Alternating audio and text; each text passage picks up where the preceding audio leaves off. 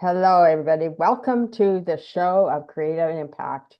I'm Erin Harris, your host. And today my guest is Randy, and I'm going to let him introduce himself. And his big question of the day is, how did you get started doing what you're doing now? So he'll share more about that, I'm sure. So it's an interesting story how we start our businesses and where we end up and how we start, right? So, Randy, tell me how a little bit about yourself and how'd you get started doing what you're doing now? Sure. Well, thank you so much for having me. I uh, I have always been an entrepreneur at heart, even when I was doing work to pay the bills. Hmm. And the current venture that I have is called Startup Investors Lab, and the focus is to teach people how to do angel investing.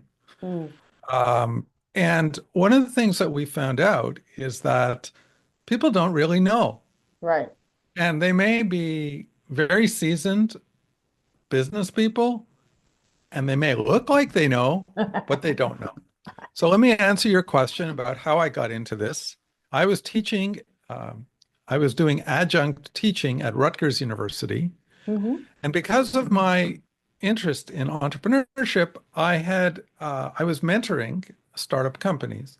And I found out, as one does find out, Yeah. an event was occurring at Rutgers University called Innovation I-Corps through the National Science Foundation. It was a 5-week program, and I was asked to mentor some of the startups in this program. Hmm. And the whole program was about customer discovery, which I had never heard of it. And the whole focus of this program was to identify who are the customers your fancy little widget Yeah. is going to be attractive to, Hmm. and are they going to buy it?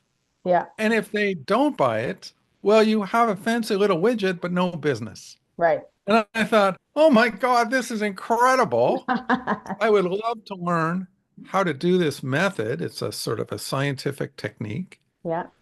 and I wanted to master it. So I set about um, learning and consulting and mentoring. Hmm. And I became an expert. Imagine. And I've done this sort of consulting and support of startups in the United States, Canada, around the world. Hmm. Um, so that's sort of how I started here.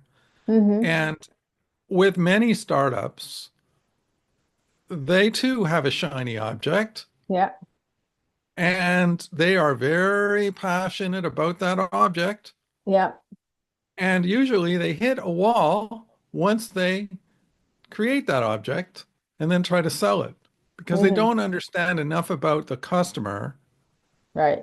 and is the market big enough? Hmm. Why are they going to buy? How do they buy? If it's a B2B sale, Hmm. the person that uses it isn't always the person that buys it. Right. Right. And by the same token, as to the audience here, maybe some people we don't have a product, we have a service. Hmm. Well, the questions are the same, Right. who's going to buy this? Why are they going to buy it? Yeah. Are we going after the right type of customer? They talk Hmm. about the ideal customer profile. Hmm. So what I want to do with the Startup Investors Lab is to shed light on these startup companies and use them as a way of learning about angel investing through an applied and experiential model. And in a sense, the startup companies are learning objects. We Right. can learn from their experience, and then I can draw in my teaching background. And we have a panel of experts in Hmm. different areas. And we've been told that from the startup point of view, the experience is eye-popping because we get into talking about not just what their presentation might be, but what is their business model? Hmm. Doesn't even make sense. Would it be attractive to an investor? Hmm. And often it isn't. Mm-hmm. So we make recommendations as to what we think it could be. And if you, I can give you an example. Yeah, sure. Please do. So we were working with a company out of the UK, and they came to us and they developed a wonderful solution. They were very, very happy about it. And it was some kind of a membrane, a covering that goes over a pipe. And what they wanted to do was uh, deliver water to drought-stricken neighborhoods and Mm-hmm. cities and towns in Africa. Okay, Right. very laudable, Yeah. socially conscious, important. Well, we talked to them about that and we said, look, the whole purpose of a startup is to basically live to fight another day, to stay ahead of your declining cash, find some customers who will pay for what you've got, Right. and see if you can get some traction there. Mm-hmm. By traction, I just mean, customers who will pay for it. And while saving the planet, the from an investor's point of view, that we go, okay, well, who's going to pay for that? Yeah. Who's going to Yeah. buy that? I know, at an individual level, we care, but Yeah. who's going to buy? So what we suggested was instead of focusing initially on water, they should focus on a commodity that has a higher value, like oil. Mm-hmm. Now, if you send oil through a pipeline and it loses 40% of its volume from when it starts to the end destination, that's a lot of money. Mm-hmm. Versus if you send a bunch of water through and it loses 40% of its volume rather, it's not a lot of money. So by just looking at this problem in a different way and communicating to the startup that this might be an area that they would want to do some of this customer discovery, talk to some oil companies, Mm-hmm. see what the challenges they have in terms of leakage, Mm-hmm. losing product. Then there's also environmental concerns that come from that. Mm-hmm. They might have a very winning technology, a winning value proposition of interest to a market that will pay for it. Mm-hmm. And then once they're more successful, then they can save the world. Right. Yeah, I was just thinking, as you're saying, rather than water, how about oil? But water is becoming very precious these days too. So I guess like we're saying, who's going to pay for the water? But I guess, the other thing is they could always have a component of their business dedicated to putting pipes and helping people have water. It would be their social um product, if you will. If so many of this is sold, then we'll put a new pipe in this neighborhood or something like that. It'd be maybe twice a year. They do it once a year or something. They do it. But as they do that more, the truth is when you have a social business, the more business you do good in the world, your sales will actually increase than they will if they just regular sales. So, but yeah, it's a great idea, great innovation to think about using oil, getting an oil product through the pipes. And if it was a sleeve for the pipes, it could go on so many other industries too, right? Anybody that That is deals with correct. pipes, That's right. right? Yeah, Absolutely. yeah, Absolutely. yeah. So that's what we look for is we look for uh, a startup company that has a solution that could apply to multiple businesses or Hmm. multiple sectors. Yeah.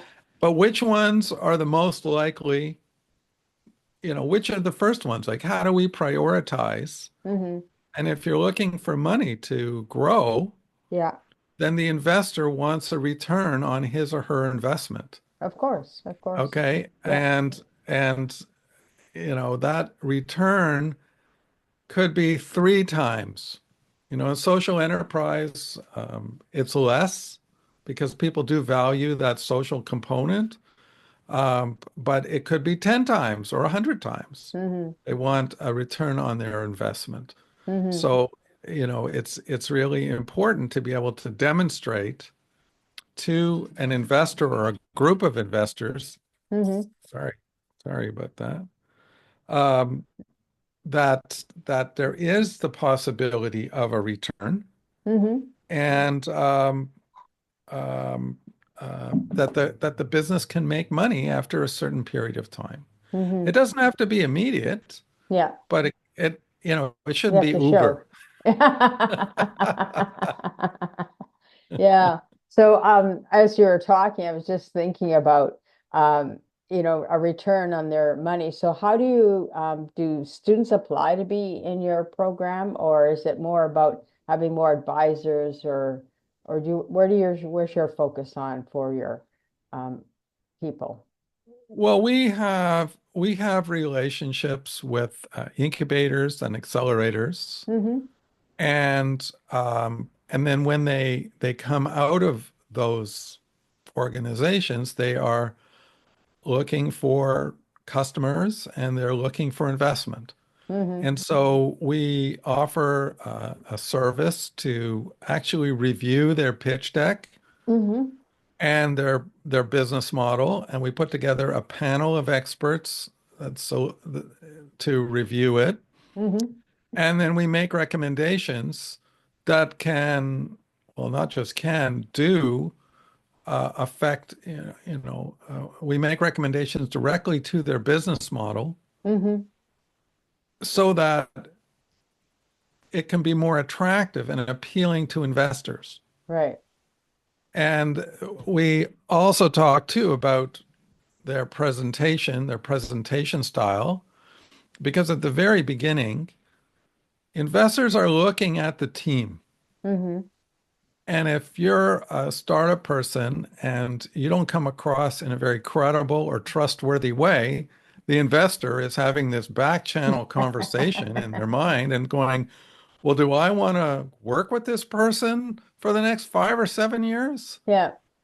And the answer is no. Mm-hmm. So it's the startup's job or the entrepreneur's job to demonstrate credibility and that they can be coachable. And they're willing to listen to feedback and they're willing to pivot if necessary. Mm-hmm. And it's usually necessary. Yeah. Even when startups are funded, they pivot. Mm-hmm. It's well known. So Yeah. it's not, just because you have your great idea and your technology, if there's a easier market and a bigger market over on, you know, to the right, then that's where you want to go because the idea is to live to another day so you can grow large enough, Right. Right. you know.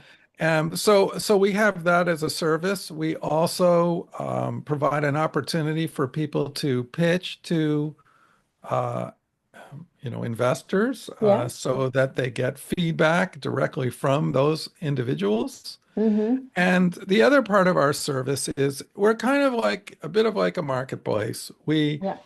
We offer services to the startups, but also for people that want to learn about angel investing. We have an educational component, Mm-hmm. and then we use the startups that are pitching as a way of learning from. Right. Okay. Right. So Yeah. so it's a membership. It's a membership sort of subscription model. Right. Right. So I guess you don't have a problem finding investors, do you? Or which side of the fence do you find most difficult?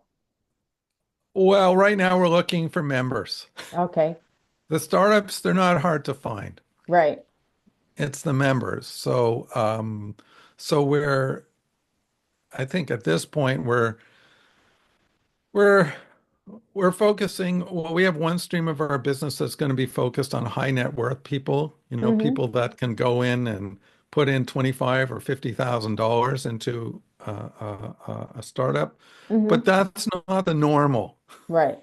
I mean, it's normal for them, but for people that are dipping their toe in the water and interested in learning about angel investing. And Yeah. let me just say something about this because when I started off, if you, as you can see, I'm not 25. Yeah. I'm not 35. I'm not 45. I'm not 55, and I'm not 65 either. Although I did get a senior's discount for a haircut yesterday. So I'm 64. Okay. And so one of the things I personally talk about is Right. ageism in the workplace. And listen, if you're over 40, you're in trouble Right. Yeah. because those Yeah. young whippersnappers, they kind of don't want us, Mm-hmm. even though we know a lot. Yeah. And so learning about startups and these models helps keeps us relevant Right. and active, and we have something to offer. We do have wisdom, but we also start to understand how these startups work. Mm-hmm. And then how can we, if we have, consulting, whatever, Mm-hmm. how how do we share our knowledge in a way that's palatable and appealing to them? How can we position ourselves Mm-hmm. relative to them? And as I've done this, instead of being down in the dumps that I'm, gliding towards, elderly oblivion, it's like I have something to offer Right. and I am relevant and Right. I know what the challenges are and what at different stages of a startup's Yeah. development, I know what to do. And Mm-hmm. if you're interested, I could give you a great example. Okay, go ahead. Give me an example. Okay, so earlier this month we were working with a startup, and they were having some issues related to people trying to log on and not being able to get access to the application. And one of the people in the session said, you should focus on customer success. You should Mm-hmm. hire customer success people. And this was a person who came from a coaching background. And Mm-hmm. of course, this makes this makes a lot of sense, right? Right. You Yeah. should, right. Well, actually, as it turns out, startups don't have a ton of money. Yeah. So that's a function that the CEO needs to do in the beginning. Right. The CEO needs to do the sales and the Yeah. customer success and understand from the customers what are the pain points that he or she needs to solve for. Mm-hmm. Okay.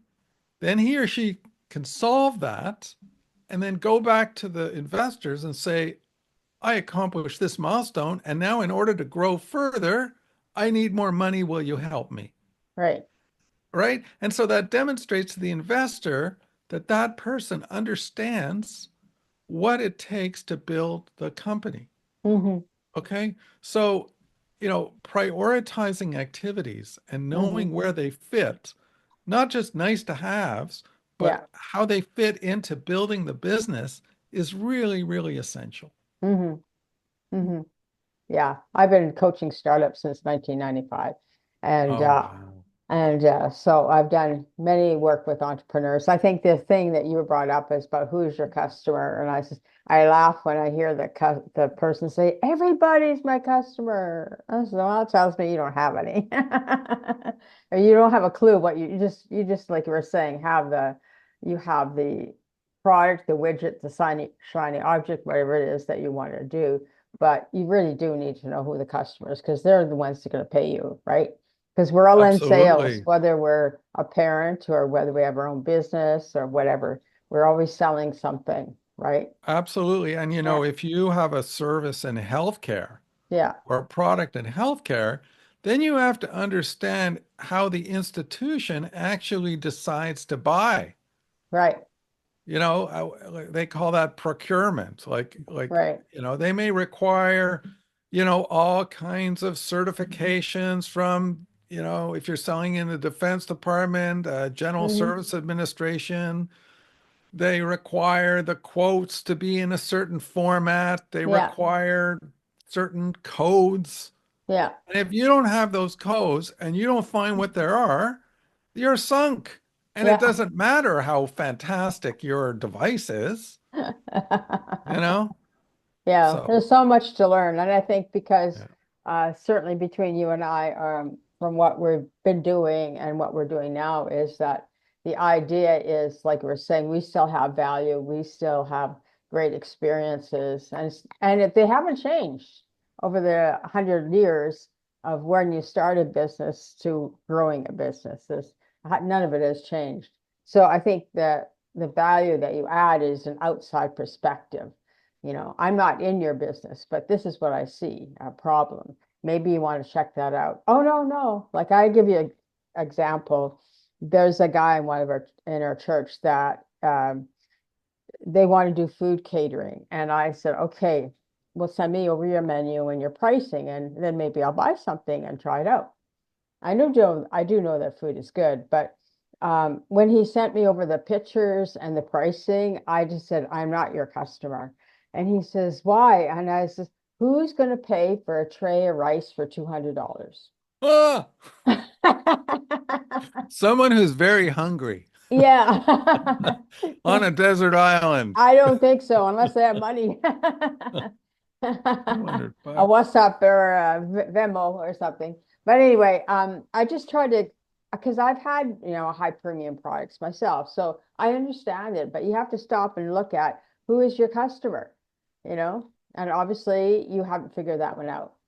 And even try to get into workplaces or companies, they're not going to pay for that much money for that.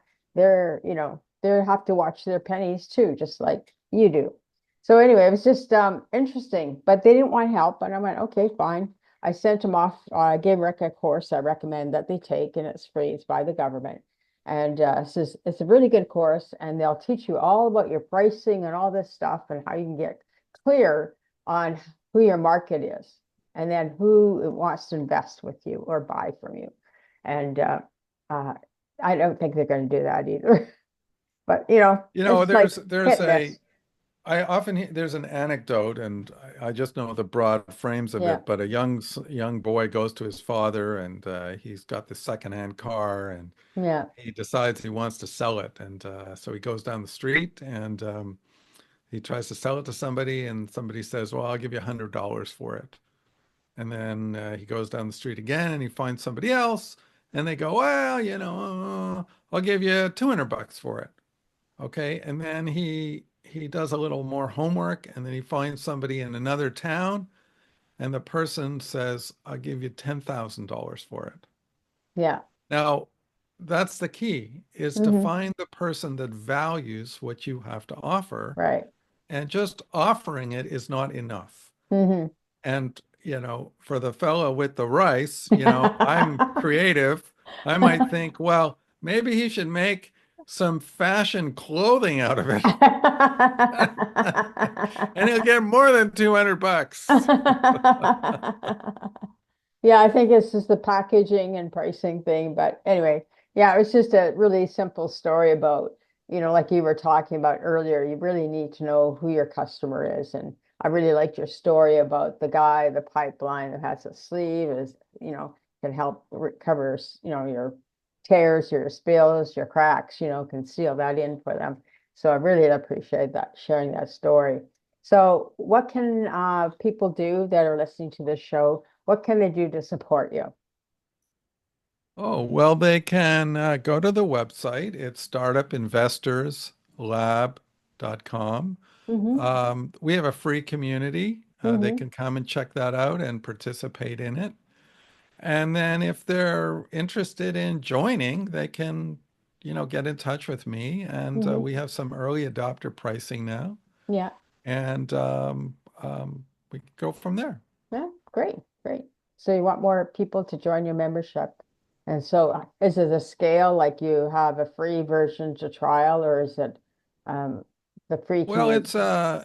I mean, we offer a lot of free stuff. I mean, Yeah. we have the free community, Right. but a lot of the learning takes place in these pre-screening groups. Okay. And we also, this is where a panel gets together and Right. evaluates the startup, and we talk about different models and, like that oil and Yeah. water Hmm. anecdote. Um, and then we also have an education curriculum where we teach specific aspects around the mechanics of angel investing. Hmm. And yeah, that's what it is. And then, Yeah. of course, there's networking. Right. It's not, it's well, what it is, it's a great way network with people who share a mutual interest Hmm. and build relationships. And I found one of my founders, my co-founders, that way. Hmm. Because I liked how her name is Landon Steele. I liked how I liked her values. Yeah. I saw them in action. It's one Yeah. thing people say, oh, I value this, I'm this and that. Right. Well, have something that doesn't work. See what happens. Anyway, so I liked how she expressed herself. I loved her perspective. She's a chemical engineer, Yeah. and I'm not. I started out as a journalist and Right. I did marketing. And she's very, very thoughtful and has experience. She was an entrepreneur in the Bay Area. She had a digital health company, imaging Hmm. company. So we just Hit it started up. sharing ideas Yeah. and comparing notes and said, well, hey, we're interested in exploring things together. And I want to say something, and I think this Yeah. is maybe a cultural part of work with people that are working in social entrepreneurship is we're focused on making money, but we're not interested so much in the beginning of having like, show me the money today. Yeah. We allow relationships to develop Hmm. and we start to explore things of mutual interest and see, can we work together? Do we like each other? Are we headed in the right direction? Can we cooperate or Yeah. collaborate? Yeah. And then there's something. Yeah. But often in a private sector situation, a very private for profit, it's like people want to see the money before there's anything. Yeah. And given that the startups pivot so often, Hmm. they're constantly iterating, but pivoting, like choosing a different segment or pursuing a different business model, or Hmm. then um, we have to know what we're working on. Yeah. And I was just talking to one of my co-founders today, and I had the money question with him, and he said, "Listen, don't worry about it. We don't even know if there's anything here. Let's see. I'm willing to support you, Yeah. and I'm going to do my best to support him." Hmm. So I think that's a feature of Yeah. people that are, trying new things and, Hmm. is to not focus on, let's have a focus, the larger picture. We're aiming Yeah. for a market where there's something there, Right. but let's not be hard on the people here. Hmm. Let's be hard on the problem, do Yeah. the customer discovery, see Hmm. if there is something there, and then we can pursue it together. Yeah. Yeah. Yeah. Yeah. Absolutely. The social entrepreneurs is we have values and we're doing that all that stuff. But like you were saying, you found your co-founder because you have share the same values. So now you can have a starting point and grow from there and explore. And yeah, believe in possibilities, big possibilities, and cooperation and collaboration. I believe in all that stuff. And I think, for a social entrepreneur, they already know they're those type of people. And then it doesn't mean that they're not there to make money. Of course, they're there to make money, just like any other business. But their focus is not so much about let's make money today. Okay, we need money today to pay the bills. Okay, we like to eat, Yeah. but it's like any other business. It's just a different category, if you will. It's not just straight go to market and let's make the money and sell it off and go off. So it depends what your focus is and what you want to do, that type of thing. Yeah, and just to come back to you said, well, how can your community help me? They might have a startup idea or they might be further along Yeah, and they may need some help right, to come up with a business model right. that is sustainable. A Yeah, famous example, McDonald's restaurants, yeah. their business model is not food. It's really amazing. It's Yeah. about the leases that are underneath the restaurants.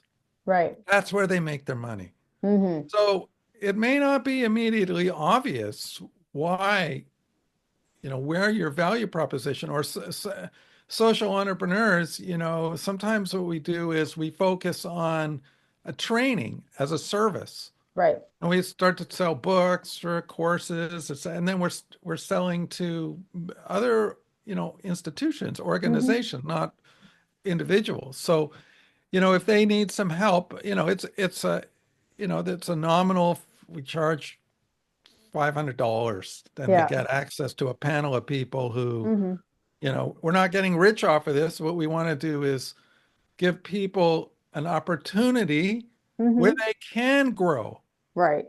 Yeah. and then No, we we all all do. benefit. Yeah. Yeah, for sure. We all have to have that opportunity to grow and finding the right people that were willing to support us and help us, right? Just like we Uh, want to help you and support you to grow too. So, Absolutely. Thank and you. yeah, absolutely. Well, I'm sure that you'll probably get some interest out of this, Randy, and I'll put all your links and everything else below the video once I launch it and send you the link so that you can share it and we'll go from there. So, Well, thank you very much, and I'm very yeah, happy to link to you. And if you, I haven't asked you what you need, but it's I okay. generally do. So you just let me know, and I'm happy Yeah, to help you. for sure. Yeah. Yeah, I'm kind of in between two things right now. So I'm just kind of say, okay, let's focus on this and then we can go over there. So anyway, but thank you so much for being on my show. I so appreciate that you reached out and said, yes, pick me. So thank you so much, Randy. And you have yourself a kind day. Thank you. You too. All the very Okay. best. Okay. Okay. Thank Bye you. now.